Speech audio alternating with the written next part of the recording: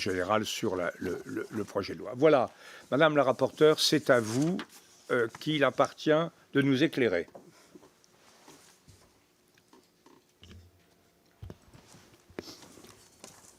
Merci beaucoup, Monsieur le Président. Mes chers collègues, je vous remercie de votre confiance et de m'avoir confié cette mission d'être rapporteur pour avis de la Commission de la loi de programmation militaire. C'est une mission que j'avais déjà accomplie lors de la précédente législature, puisque j'étais déjà rapporteur pour avis au nom de la Commission. Et à l'époque, j'avais fait un focus sur l'Europe de la défense, puisque l'Europe de la défense avait connu une accélération lors du quinquennat précédent, qui a été évidemment accéléré par la guerre en Ukraine. Et c'est aussi pourquoi, lors de cette loi de programmation militaire, j'ai décidé dans mon rapport de faire un focus sur la fonction stratégique influence, puisque c'est une nouvelle fonction stratégique à part entière. Et il me semblait important, comme l'a rappelé notre président, de montrer à quel point notre commission a une valeur ajoutée conséquente pour les travaux et effectivement complète parfaitement les travaux de la commission défense. Donc, ce projet de loi de programmation militaire est présenté alors que se produisent plusieurs grandes bascules dans le paysage de la conflictualité mondiale. Et je vous remercie à nouveau, Monsieur le Président, d'avoir organisé cette journée d'audition qui a été très éclairante pour notre commission. Et pour rester au meilleur niveau, notre modèle d'armée est donc confronté au défi de devoir répondre simultanément à l'intensité croissante des nouveaux conflits et à l'extension des champs de la confrontation. C'est pourquoi on parle pour cette LPM de transformation. Il est toujours utile pour comprendre où l'on va, de savoir d'où l'on vient. Nous sortons depuis la fin de la guerre froide de 3 décennies de réduction des moyens consacrés à la défense nationale. Entre 2008 et 2019, le ministère des Armées a ainsi perdu plus de 60 000 emplois, soit 20% de ses effectifs. Dans ce contexte, la LPM 2019-2025 a entamé ce que l'on a intitulé la réparation de notre outil de défense, augmentation progressive du budget des armées, création de 6 000 emplois, comblement des lacunes capacitaires les plus criantes. Et la Cour des comptes est venue le dire ici, le niveau des dépenses programmées a été intégralement respecté, ce qui est totalement inédit.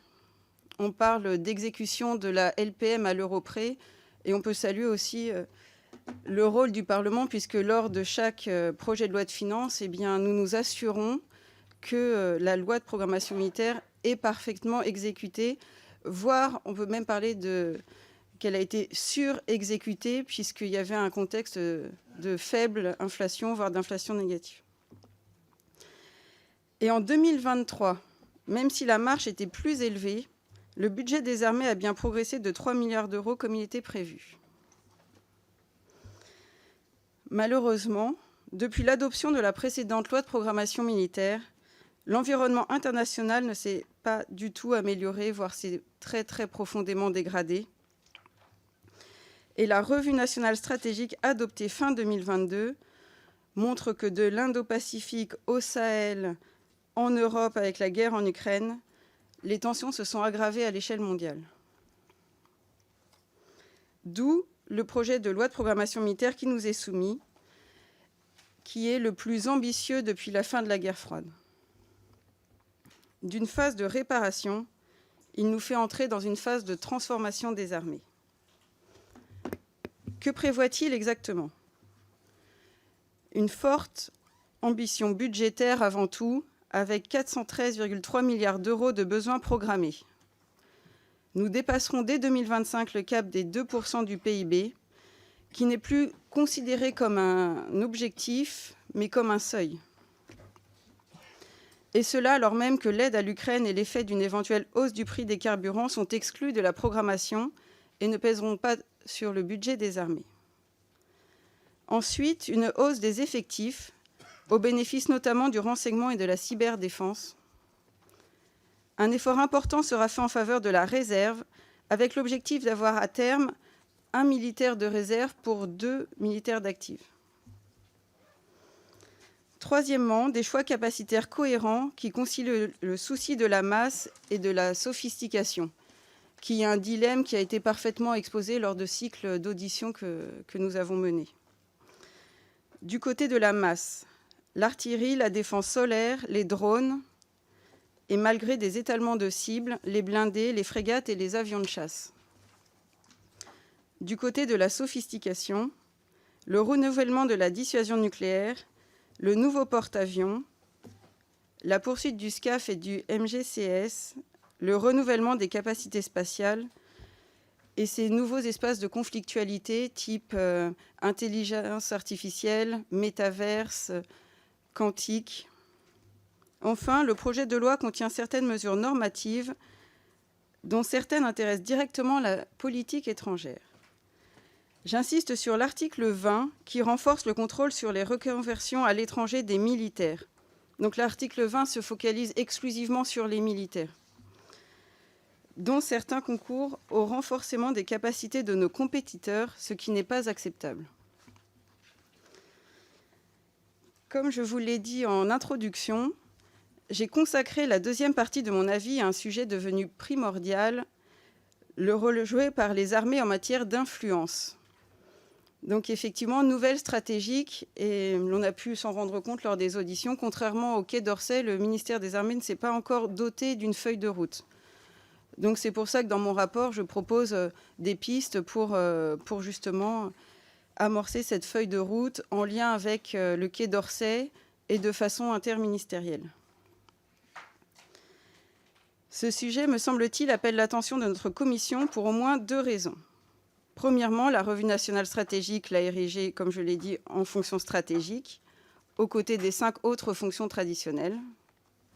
Nous avons donc une prise de conscience et une ambition nouvelle à laquelle nous pouvons et devons contribuer.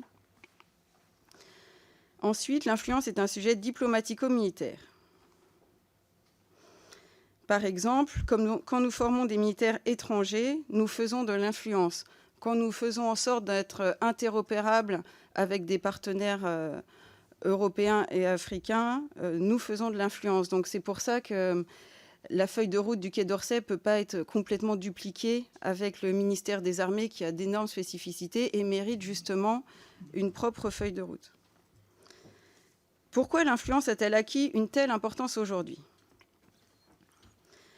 Pour une raison simple, l'extension de la confrontation internationale a atteint le champ des perceptions.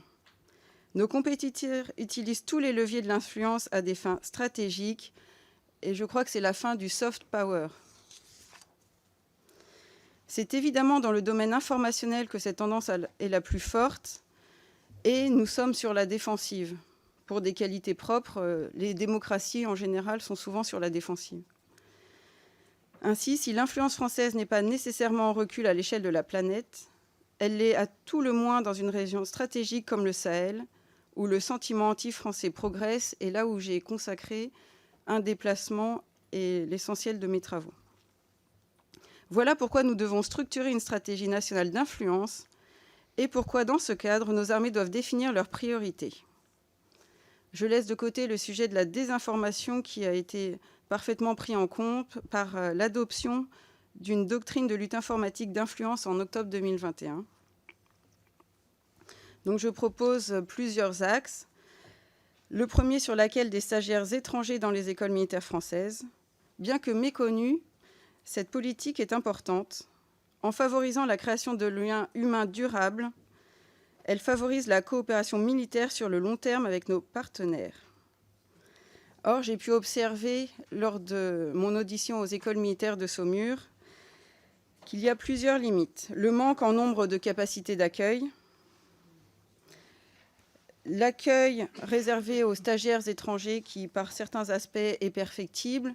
On peut comparer avec les États-Unis qui, par exemple, offrent un per diem. On en est loin. Est-ce que c'est souhaitable ? Je n'en suis pas sûre. Mais dans tous les cas, il y a quelques axes que je propose dans mon rapport. Par exemple, depuis l'embasement, c'était une politique où le soutien était décorrélé des forces et du commandement. Eh bien, c'est compliqué de leur servir un repas chaud le week-end alors qu'ils n'ont pas d'autres options. Et j'ai aussi identifié le manque réel de réciprocité. Nous accueillons beaucoup d'élèves étrangers, notamment venant d'Afrique. mais nous en voyons peu d'élèves entrés en scolarité hors les murs, alors que la réciprocité est attendue par nos partenaires, comme j'ai pu le constater en Mauritanie.